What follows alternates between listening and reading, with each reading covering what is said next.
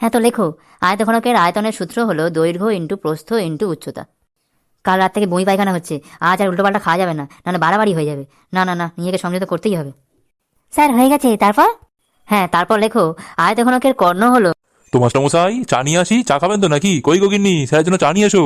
আরে না না, আজকে আর এসব আমি খাবো না, এমনিতেও। আরে চা খাবেন না? কি বলছেনটা কি? এমন করলে হয়? আপনি সেই কখন পড়াতে আসেন, কিছু না খেলে হয়? হ্যাঁ হ্যাঁ, সে বুঝছি, কিন্তু আমি না করতাম না যদি না। আরে চা নয় খাবেন না, ঠিক আছে, একটু কড়া করে কফি করে আনি। এই আপনারা কথা করে কপি করেন নাকি? আরে না না, কড়া মানে স্ট্রং কফির কথা বলছি, তো নিয়ে আসি। আরে না না, ওসব লাগবে না, আজকে চা কপি আমি কিছুই খাবো না। এই না না না, এমন করলে আমার খুব খারাপ লাগবে। কিছু না কিছু তো খেতেই হবে। আপনার শরীর ঠিক আছে তো? হ্যাঁ আমি ওটাই বলছিলাম, আসলে শরীরটা না আমার ঠিক। আচ্ছা, ডবল ডিমের অমলেট নিয়ে আসি, ওপরে একটু মশলা দিয়ে। না, এটা না বললে শুনবো না।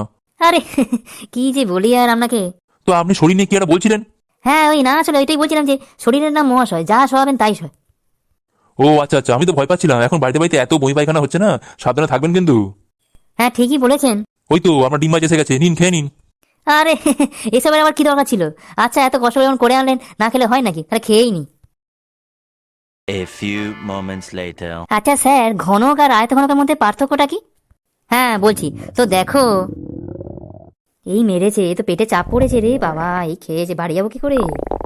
তো ধরে নাও যে আয়তঘনকটা হলো তোমার এই ঘরটা, হ্যাঁ, আর ঘনক হলো তোমাদের ওই বাথরুমটা। আচ্ছা ওটা কোন দিকে?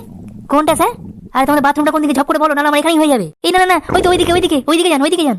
ওরে বাপ রে, খুব চাপ লাগে, সর সর সর, আমাকে যেতে দে।